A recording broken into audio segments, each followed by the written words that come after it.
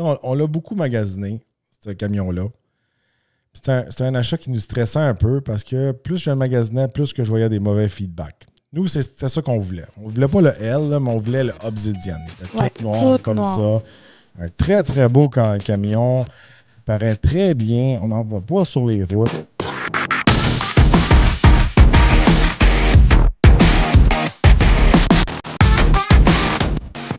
Bienvenue au Torque Podcast. Moi, Joe Torque. Moi, c'est Eve Torque. Alors aujourd'hui, on vous parle de notre essai routier du Jeep Grand Wagoneer L. Oui, 2023, 2024, c'est pas mal la même chose. Le modèle qu'on avait à l'essai, c'est la version L, la version allongée. On avait un modèle très bien équipé, Series 3. De ce côté-là, c'était un essai important pour nous parce que, justement, il y avait plusieurs choses qu'on voulait tester dans cet essai. Premièrement, le L, qui est l'espace supplémentaire. Deuxièmement, c'est un véhicule qu'on considérait acheter. Et troisièmement, le nouveau moteur Hurricane en dessous du capot qui vient un peu remplacer presque toutes les V8 chez Stellantis. Gros changement. Une autre compagnie un peu qui se fait taper ses doigts puis a plus le droit de faire des V8, des méchants, faites juste des V6, des 6 en ligne, en tout cas. Fait que c'est un essai très important aujourd'hui, même si c'est pas amateur, mettons, de VUS, juste le feedback qu'on va vous donner sur ce moteur-là, ça va être applicable à beaucoup d'autres produits comme chez Ram, les 1500, ces choses-là, tous les futurs produits qu'on va retrouver dans la famille Stellantis. Fait que c'est le moteur Hurricane, c'est littéralement leur moteur EcoBoost qu'on retrouve chez Ford. Oui. Mettre ça en termes simples. C'est ça. Le modèle qu'on avait à l'essai est à environ une valeur de 139 590 $. Sous le capot, on y va sous le capot. Là, on retrouve le nouveau moteur Hurricane. C'est un 6 cylindres en ligne de 3 litres turbo. Avec jumelé à transmission à 8 vitesses qu'on retrouvait avant avec le V8. Ça développe une puissance de 510 chevaux et 500 de torque. Auparavant, dans le Grand Wagoneer, on avait le choix de deux moteurs. Le 6.4 litres V8 Hemi, le 392, ou le Hurricane. Maintenant, ça va être juste le Hurricane. Puis si on descend dans le Wagoneer, je vous rappelle, il n'est pas plus petit, il est juste moins luxueux. Oui. On retrouvait le V8 5.7 litres avec le e-torque ou le nouveau Hurricane, mais c'est comme la différence entre le Wagoneer et le Grand Wagoneer, je ne veux pas vous mélanger. Le Wagoneer a le Hurricane, puis le Grand Wagoneer a le Hurricane HO, High Output, ça veut dire HO. Ouais. Bon. Ceci étant dit. Ceci étant dit, c'est sûr et certain que c'est un modèle qui est 4 roues motrices. Le moteur Hurricane, moteur très silencieux. Pas de son à comparer du 6.4 litres, oui. Ça c'est sûr et certain. On se sentait dans un hot rod. Je vous rappelle qu'on a essayé le Grand Wagoneer avec le 6.4 litres. C'était pas le Grand Wagoneer L, mais c'était le Grand Wagoneer. Il est un petit peu plus rapide.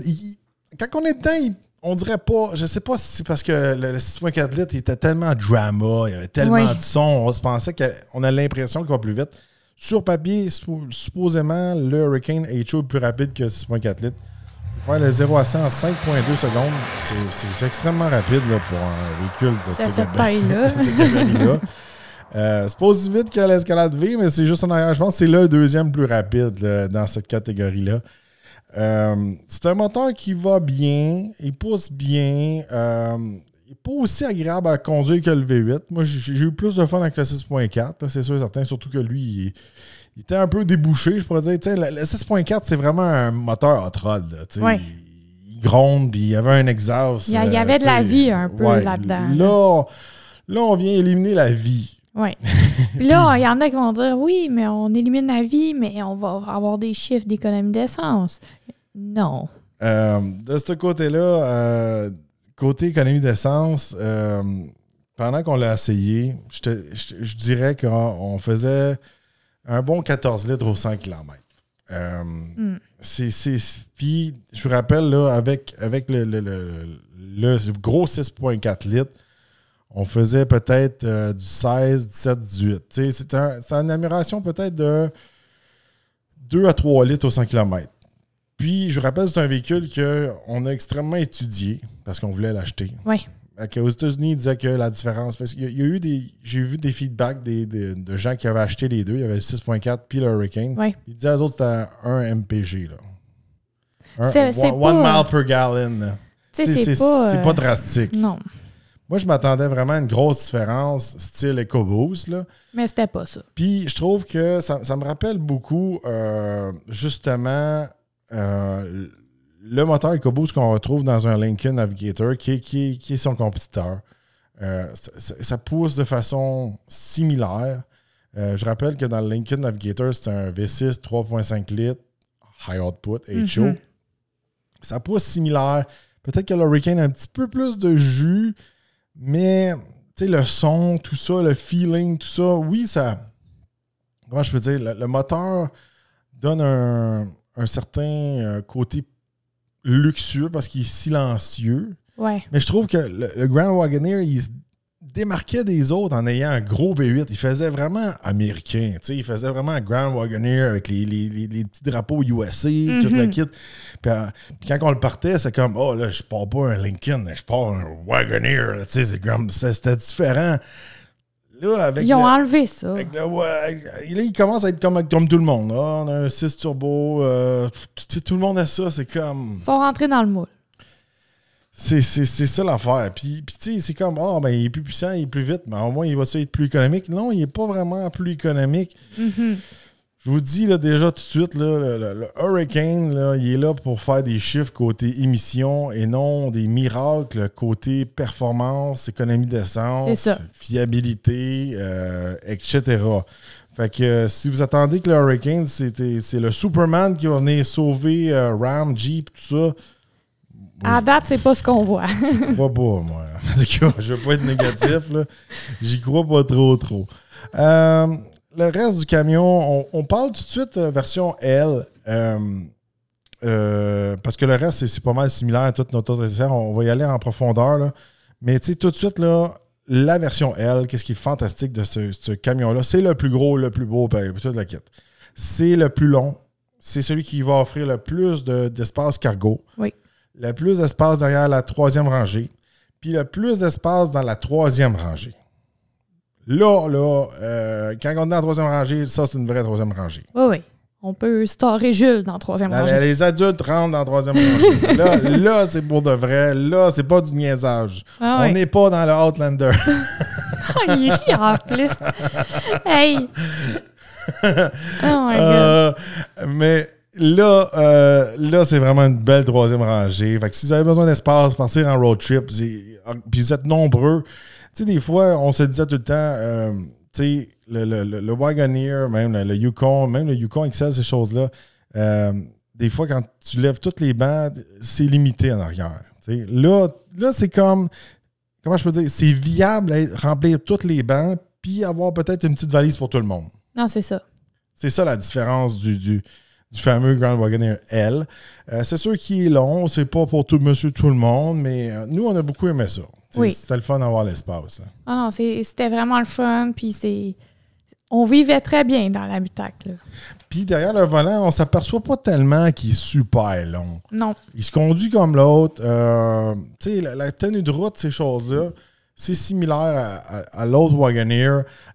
C'est pas sa coche comme un GM. Tu sais, comment je pourrais dire? Le plus stable de la gang, c'est les GM. Là, les Tahoe, Yukon, puis l'Escalade. On n'a pas assis encore le BMW puis le Mercedes, mais tu sais, ils sont tout le temps plus petits, les Allemands. C'est jamais des gros road trippers, je pourrais dire, faire un road trip. C'est pour ça que des fois, j'y compare moins ces marques-là, même s'ils sont dans la même classe, c'est comme... Ils sont tout le temps un peu plus petits, ils ont comme pas vraiment la même vocation. Ils sont comme pas dans le même talent un peu. Je trouve que le Wagoneer, c'est comme le choix hors route un peu. Tu sais, il n'y a pas la tenue de route des autres. Le confort est bien, mais je trouve que des fois, on dirait qu'il est haut de terre et il ballotte un peu. Oui. Mais comme tu dis, il est plus axé sur le hors-route que la tenue de route. C'est ça. Comme GM Kazakh, etc. C'est sûr et certain qu'avec un bon set de pneus, il est dur à côté hors route. Là. Mm-hmm. On peut lever la suspension, on peut locker les différentiels, on peut faire plein de trucs, il y a plein de modes, tout ça. Hors route, c'est un Jeep. Il se débrouille. C'est un Jeep. On s'en attend. si on continue vers l'intérieur, on avait un intérieur qui était côté tente. Toi, tu aimais beaucoup ça. Oui. Beaucoup d'écrans, beaucoup de gadgets. C'est la même intérieur que l'autre, mais plus spacieux. Là, on a un petit peu plus dark. On a la fameuse écran devant toi. Encore là, on en parle souvent. T'aimais-tu ça, l'écran devant toi, le côté passager? Là? Ça, c'est le genre de gadget. Tu sais, à moins que tu partes vraiment un long road trip, exemple, monter en Floride, là, mais tu sais, c'est le genre de gadget que, j'ai ça, c'est le fun, tu vas l'essayer une fois, puis après ça, c'est comme, tu t'en sers plus tellement, à moins que tu fasses des gros road trips, là. Et puis là, je viens de voir, je m'en souviens, là, la roulette, là. Tu sais, il est vraiment bien fini en dedans, ce camion-là. Tu sais, même la roulette est solide, elle est en métal, tout ça, mais tu te souviens, Jules s'est blessé sur la roulette. Ouais, mal fini un peu. Le tour, là, il s'est comme coupé. Le tour était comme coupant. Tu sais, c'est pareil comme si... Un paper cut, mettons. Là. Non, c'est pareil comme si je touchais un couteau, voir si t'es bien aiguisé. Là. Je comprends pas pour vrai quand tu t'es coupé. Le edge, là, en tout cas. Le shifter, là. C'est sûr, certains ont mis beaucoup de technologie là-dedans. Il y a une belle petit écran qui lève, qui descend. Il y a 10 000 écrans. On avait les écrans en arrière, toute la kit. Beaucoup de gadgets. Mais, regarde, on revient un peu à la configuration là, quand on baisse tout. Là, il y a la fameuse console au milieu. Là. Ça, c'est quelque chose qui achalait beaucoup mon père. C'est le fun pour les passagers qui sont en arrière, mais quand tu veux rentrer vraiment... Parce que mon père, il travaille avec son camion. Là, c'est pas ça. tout le temps. C'est comme... Tu veux rentrer des longs objets dans ton camion, ben, tu peux accrocher ta console ou faut que tu mettes des affaires sur ta console.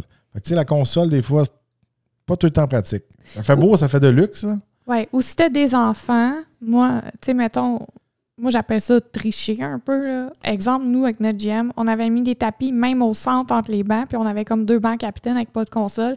Fait que les enfants pouvaient entrer rapidement dans le véhicule puis aller s'asseoir en passant par le centre sans défaire toujours les sièges. Mais ça fait une méga valise. Là. Quand ils sont tous baissés là, comme ça, là, c'est une méga valise. Ah oui. Siège super confortable, beaucoup d'ajustements. Oui. Rien à dire là-dessus. C'était super de ce côté-là. Mais par contre, comment je peux dire?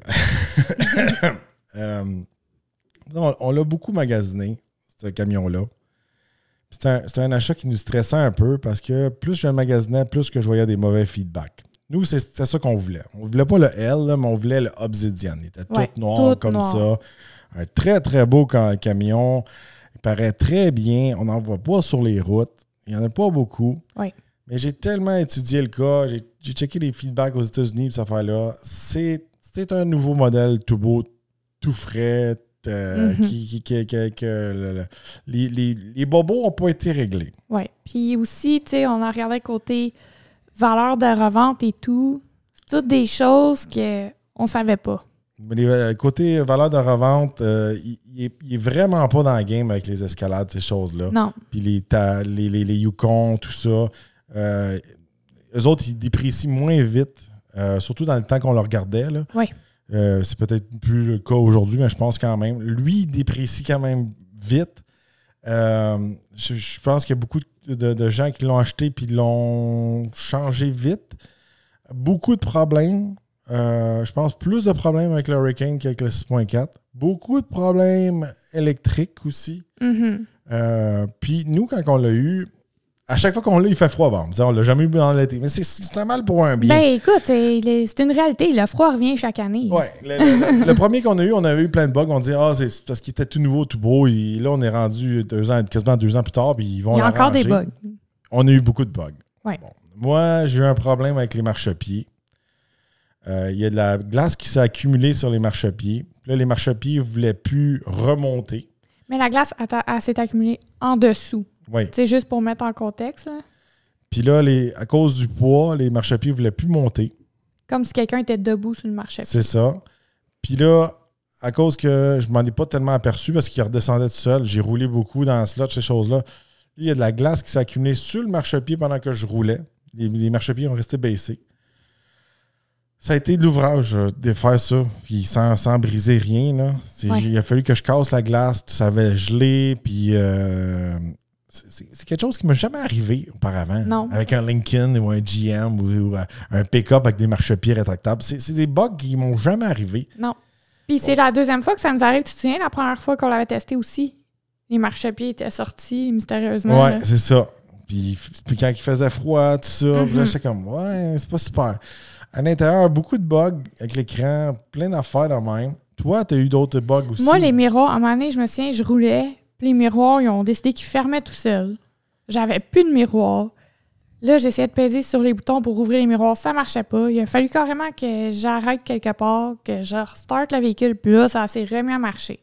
Mais tu sais, c'est pas « j'ai parti mon véhicule, puis le miroir ouvre pas ». Tout est ouvert, puis je suis en train de rouler, puis là, oups, le miroir décide qu'il se ferme. Puis il se rouvre plus, là.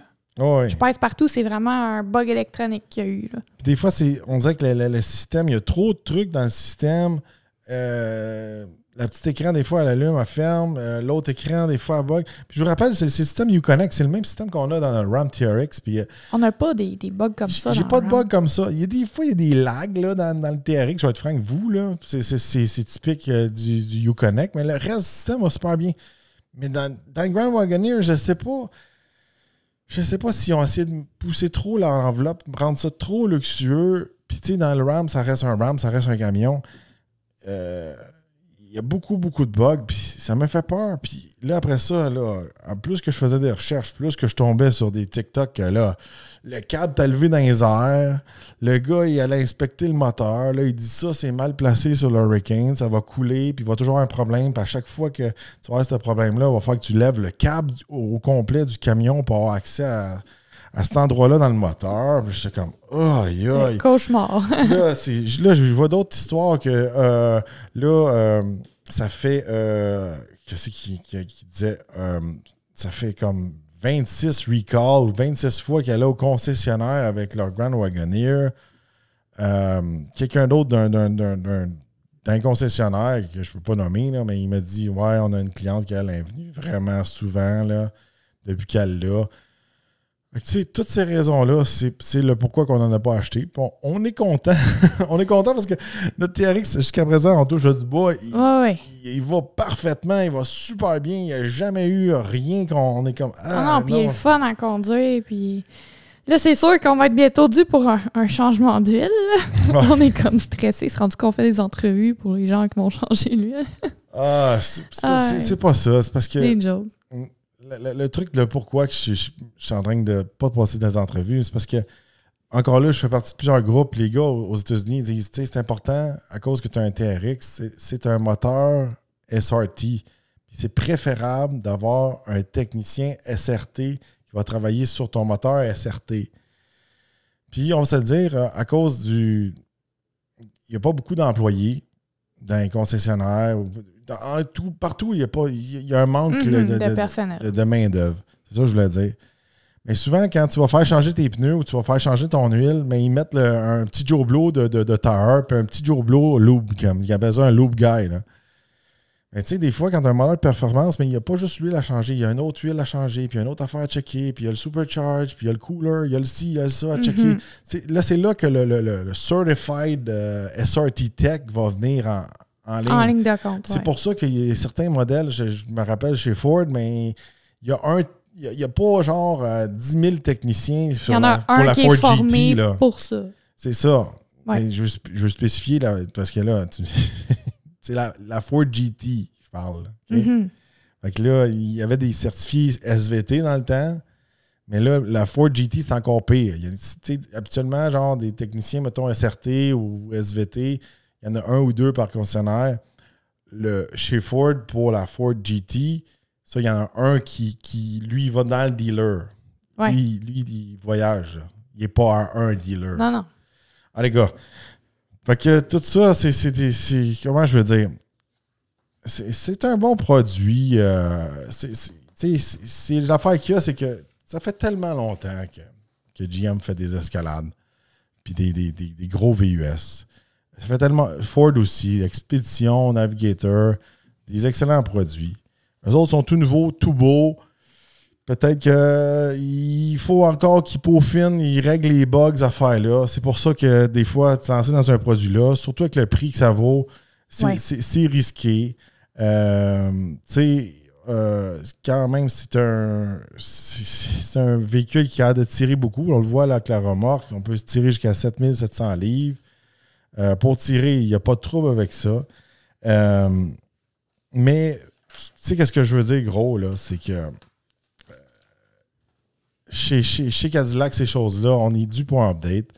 Le Navigator, je pense que sûrement cet été, je m'en attends, moi. Oui. Le Navigator s'en vient. Ah, il est dû. Le nouveau, là, un bon update, là, le Navigator s'en vient. Puis connaissant Ford, là, puis comment ils vendent des Navigators, il va frapper fort. Puis tu sais, l'affaire qu'il y a, on en a déjà parlé. Moi, je pense que le Brand Wagoneer, c'est pas un succès jusqu'à présent. Oui, peut-être aux États-Unis, les gens connaissent ça, mais c'est trop vieux, c'est trop obscur, c'est trop comme USA, genre caché à Aspen. Tu sais, faudrait comme, c'est marketing aussi. Non, mais c'est plate, mais je vais te dire pourquoi. Nous, on a grandi, c'est la nouvelle génération qui commence à acheter ces véhicules de luxe-là, là. Des gars de 30, 40, 50 ans. Mm-hmm. On a grandi avec les premiers Escalades, les premiers Navigators. On a vu les rappers avec des gros Macs dessus, ces affaires-là. Veux pas, ça a un background. Tu sais, on était comme hey, le drug dealer, il a acheté un gros Escalade. Là, la limousine, c'était un Escalade. À l'enterrement, c'était un Navigator. Dans tel film avec la mafia, les mafiosos, ces affaires-là, c'était ces camions-là. Mm-hmm. C'était pas des Grand Wagoneer. Puis, tu sais, Grand Wagoneer, ils compétitionnent contre ça. Puis, le monde, quand il le voit en vrai, il pense juste que c'est un gros Jeep. C'est ça. Il n'y a pas le prestige pour backer sa brand. Puis, pour justifier le prix qu'il demande. Je dis pas qu'il ne vaut pas le prix. C'est juste que l'identité de la brand n'est pas là. C'est ça. Elle n'est pas faite encore. Mais tu sais, si on prend du recul et on regarde le produit, il est extrêmement bien fini. Il y a des touches de luxe partout. Il y a 10 000 écrans. Il est extrêmement beau. Là. N'importe qui ouvre la porte, là, s'assoit à l'intérieur, va faire « Hey, je suis vraiment confortable. » Puis « Wow, c'est donc un beau véhicule. » Ça, on le donne. Mais comme tu dis, c'est comme c'est la marque un peu obscure. Bon, je vous rappelle un petit résumé des prix. Ça part à 106 348 $ pour un modèle Grand Wagoneer normal. Puis après ça, on peut avoir un Series 2 Obsidian, Series 3 Obsidian. Ça commence à monter à 132 748 $ avec les options, avec la taxe de luxe, le ci, le ça. Mm-hmm. C'est un véhicule qui est dans les 150 000 $. Oui, facilement. Là, rendu à ce prix-là, est-ce qu'on s'embarque dans un véhicule comme ça ou on regarde plus du côté, justement, Yukon Denali, etc.? Non, mais ça, on est dans le Grand Wagoneer, c'est Escalade. Non, Escalade, mais tu sais, Escalade, c'est encore plus cher. Non. Non, je me mélange avec le V. Moi, j'ai le V, dans la tête. Non, mais écoute. Il est dans les mêmes prix. Rendu là, tu sais, c'est ça l'affaire. Tu vas aller dans l'Escalade qui fait ses preuves, qui va bien, qu'il n'y a pas 10 millions de bugs connus, 32 000 rappels. C'est pas ça aussi. L'Escalade, on a le choix de moteur. Aussi. On peut avoir le diesel, on peut avoir le V8 6.2 litres, ou on peut avoir la version V qui est 6.2 litres supercharge. C'est ça qui se passe, là. C'est que là, il y a tout ce nouveau modèle-là. Ils ont comme pas eu l'heure d'avoir réparé les petits bobos qu'on a expérimentés il y a 2 ans de ça quand on l'a essayé. Là, ils ont mis un nouveau moteur obscur dedans. Mais c'est pas le nom obscur, mais tu sais, tu comprends qu'est-ce que je veux dire? Le Wonder moteur, tu sais. Nous, on peut le dire, là, regardez, mon père, il y a un Yukon Denali diesel, ma soeur, un Chevrolet Tahoe diesel. À part des rappels, genre, qui ont comme amélioré des trucs qui étaient comme pas une erreur un peu à l'usine, là, c'est genre des seals, des affaires-là. Ils ont eu zéro trouble avec. Super économique. Tu sais, mon père, il se vantait tout le temps que son Navigator avant était économique. Et là, il me le dit, là, tu sais, il dit avant, je tankais toutes les semaines. Là, avec mon Yukon, je tank aux 2 semaines, aux 3 semaines. Mm-hmm. Il fait des 1000 kilos avec son Yukon, ces affaires-là. Ça fait une grosse différence, oui. surtout dans ces véhicules-là. Tu sais, si la performance, vous êtes capable de faire un petit sacrifice à la performance, c'est la moitié, on coupe de moitié. Là. Dit, regardez, 14-15 litres, là. Mon père est capable de faire du 8-9 litres au 100 facilement avec son diesel. Puis tu sais, tu l'as testé. Tu as monté back-à-back avec notre Yukon qu'on avait, celui de ton père, qui était le nôtre à gaz, puis celui de ton père au diesel. Ouais, celui-là, mon père, il perdait moins d'huile que le nôtre. Là. Ouais, ça, c'est sûr. Là. Non, mais tu sais, combien de fois on a arrêté mettre de l'essence versus combien de fois tu as arrêté? L'enfer. C'est une grosse différence, là. Ah oui. C'est là que tu le vois quand on fait des longs road trips, là. Ah non, ça, c'est sûr et certain. C'est sûr. Fait que, pour conclure, regardez, moi, je vous dis, si vous êtes intéressé à ce modèle-là, attendez peut-être un peu qu'il règle les bobos. Ceux qui sont intéressés par le Hurricane, c'est pas le moteur miracle là, qu'on s'attend. Là. C'est pas le changement comme qu'on a eu chez Ford dans le temps. Je vous rappelle, dans le temps, là, chez Ford, là, on venait juste de commencer à faire des 5 litres. Là. On était habitué encore à des 5,4 litres, puis ils ont introduit le EcoBoost. Ça faisait une révolution dans ce temps-là. Là, il y avait un gros changement parce qu'on tombait avec un moteur turbo-compressé, câble variable, injection directe, puis comparé au V8 5,4 litres Triton, c'était le jour et la nuit. Là. Fait que c'était un gros changement. Mais là, chez Ram, moi, je pense qu'il aurait pu faire... Je ne sais pas encore. Là, je ne sais pas tous les détails. Mais c'est plate qu'ils ne sont pas capables d'investir encore dans leur V8 comme qu'ils font chez GM. Puis de faire un bon V8, pas trop compliqué, qui est capable de répondre aux normes. Ouais. Je le sais que sans les turbos, ils ont bien de la misère. Ouais. À vraiment tweaker le moteur pour répondre aux normes d'émission. Là. Mais chez GM, ils sont capables. Puis ils sont capables aussi avec le diesel. Là, chez Jeep et chez Ram, on n'est plus capable de faire de diesel, on n'est plus capable de faire de 8. C'est quoi qui se passe, là? C'est quoi qui se passe, là? Engagez du monde, je sais pas, faites quelque chose. Je veux savoir ce qui se passe. Ouais, c'est ça. Fait que dites-nous dans les commentaires qu'est-ce que vous pensez du Jeep Grand Wagoneer L. Qu'est-ce que vous pensez du moteur Hurricane? Est-ce que c'est la solution qui va sauver la compagnie? Ouais. Est-ce que tout l'espace, le luxe, le confort, etc. du Grand Wagoneer, c'est un gros plus versus les petits bobos? Y en a-tu qui seraient prêts? Il y en a qui seraient peut-être prêts à vivre avec ça, dire je m'en fous, il est garanti. Je m'en amène plus que ce que je donne. Ouais, mais tu sais, un véhicule comme ça, c'est ton daily driver, c'est celui qui amène ta famille, c'est lui qui t'amène au travail, qui est tout le temps rendu au concessionnaire. Là. C'est pas comme une voiture sport que c'est parce que c'est une voiture sport, elle est plus fragile, puis tu peux comme te permettre qu'elle soit tout le temps au concessionnaire parce que c'est ton deuxième véhicule ou c'est ton véhicule de fin de semaine. C'est pas la même c'est pas la même game. En tout cas, dites-nous votre avis dans les commentaires. N'oubliez pas de liker et partager la vidéo et on se retrouve dans un prochain podcast.